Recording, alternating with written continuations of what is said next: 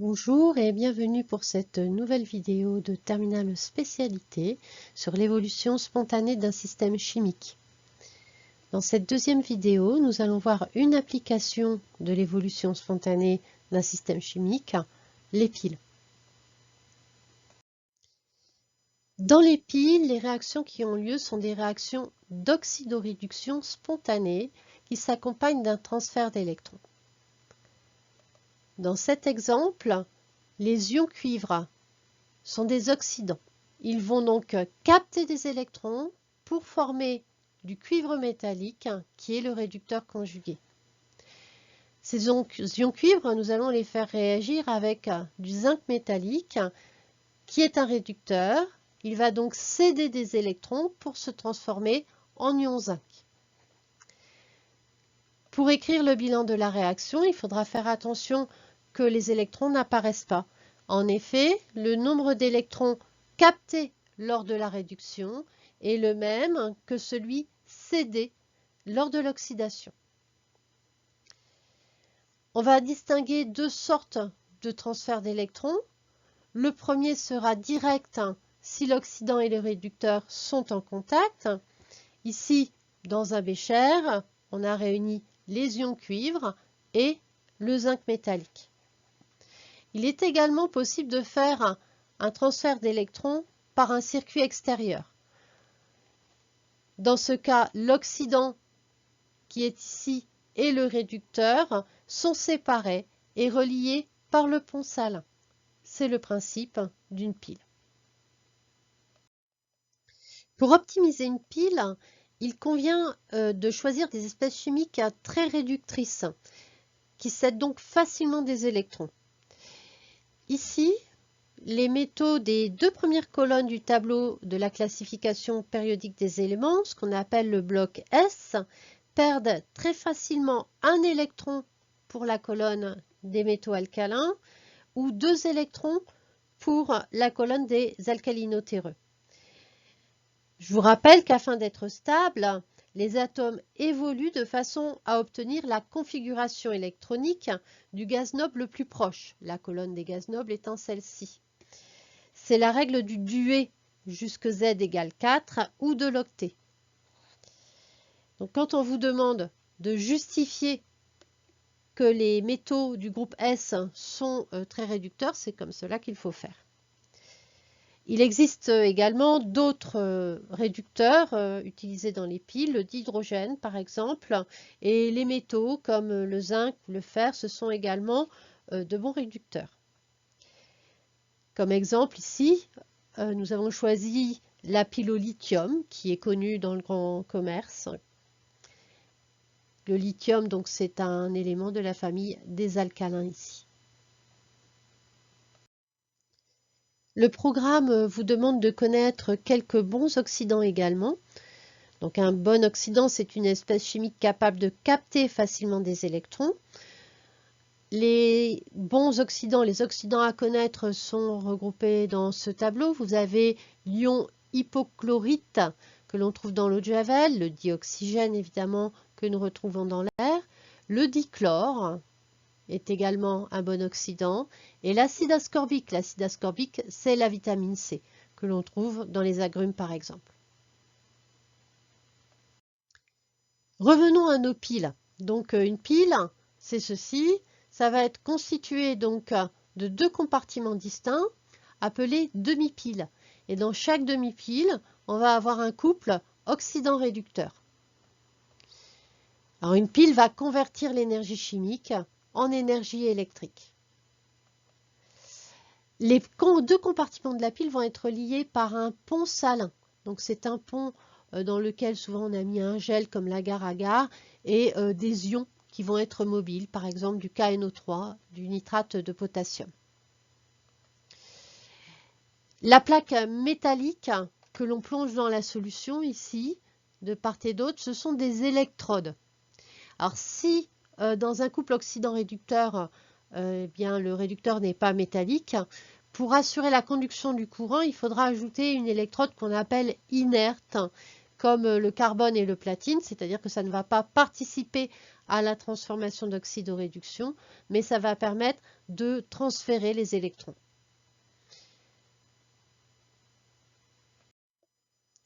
Comment une pile peut-elle fournir un courant électrique?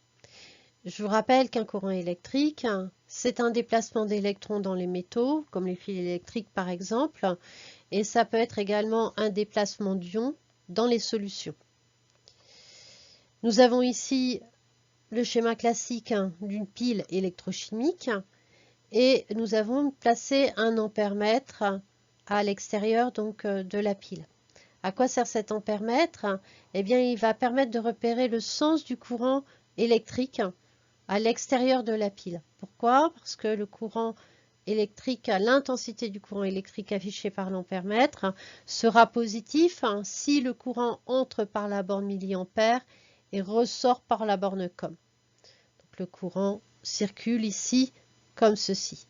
Or, le courant, nous savons également qu'il va circuler du plus vers le moins à l'extérieur de la pile, donc à l'extérieur de tout ça ici. Donc le plus va être ici. Le pôle positif de la pile sera donc constitué par l'électrode de cuivre. Le moins de ce côté-là sera constitué par l'électrode de zinc. Nous savons également que les électrons se déplacent dans le sens contraire du courant électrique. Que va-t-il se passer au pôle positif? Le pôle positif de la pile, c'est ce que nous appelons la cathode. Il faudra retenir qu'à la cathode, nous avons toujours une réduction. Les électrons vont arriver ici et ils vont être captés par les ions Cu2+, présents dans la solution. D'où l'équation de la demi-pile ici, Cu2+, plus 2 électrons, va donner du cuivre. On remarquera donc que la solution va perdre sa couleur bleue caractéristique des ions Cu2+, et un dépôt de cuivre va se former sur l'électrode ici. Du côté du pôle négatif, donc le pôle négatif, c'est ce qu'on va appeler l'anode ici. Pourquoi? Parce que l'anode est le siège d'une oxydation. Le zinc ici va céder des électrons au circuit extérieur et va libérer des ions Zn2+ en solution. Donc on va avoir l'oxydation du zinc. Le zinc est donc oxydé, il est consommé et vous voyez ici que l'électrode du coup va diminuer. Il se formera des ions Zn2+ en solution. Donc on retrouve bien les électrons qui partent ici et sont captés de l'autre côté. L'équation de fonctionnement de la pile s'écrira donc de cette façon-là. Il suffit d'additionner membre à membre les deux demi-équations en faisant attention évidemment que les électrons n'apparaissent pas dans l'équation de fonctionnement. Comment les espèces chimiques vont passer d'une demi-pile à l'autre? Eh bien là, on est en solution. Donc, c'est le pont salin qui va permettre de faire passer le courant électrique. Il y a des ions qui sont chimiquement inertes, c'est-à-dire qu'ils ne vont pas réagir ni d'un côté ni de l'autre. Ici, par exemple, on a des ions K+, et des ions NO3-. Ils sont donc présents dans le pont salin, qui est souvent formé de gel. On a un gel ici qui contient des ions K+, et NO3-. Comment vont-ils pouvoir assurer l'électroneutralité de la solution? Donc ici, les ions Cu2+ vont être consommés. S'ils sont consommés, il va manquer des ions positifs dans la solution. Or, une solution est toujours électriquement neutre. Donc, les ions Cu2+, qui vont être consommés par la réaction, par la réduction, vont être compensés par l'arrivée d'ions K+, qui vont remplacer les ions Cu2+. De l'autre côté, les ions Zn2+ apparaissent.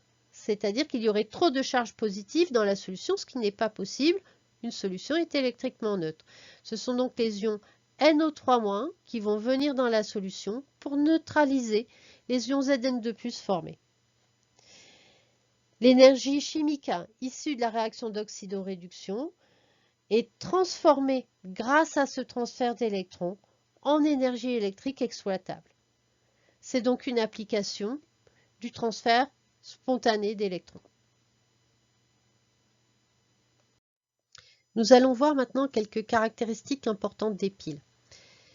Tout d'abord, il faut savoir qu'une pile qui débite, ça va être un système hors état d'équilibre, puisqu'il y a une réaction chimique qui a lieu. Dans ce cas-là, on aura QR qui spontanément va tendre vers la constante d'équilibre. Donc QR va être différent de K. Par contre, quand la pile sera usée, elle ne va plus débiter de courant. Ça sera un système à l'état d'équilibre. Donc une fois que l'état d'équilibre est atteint, la pile sera usée.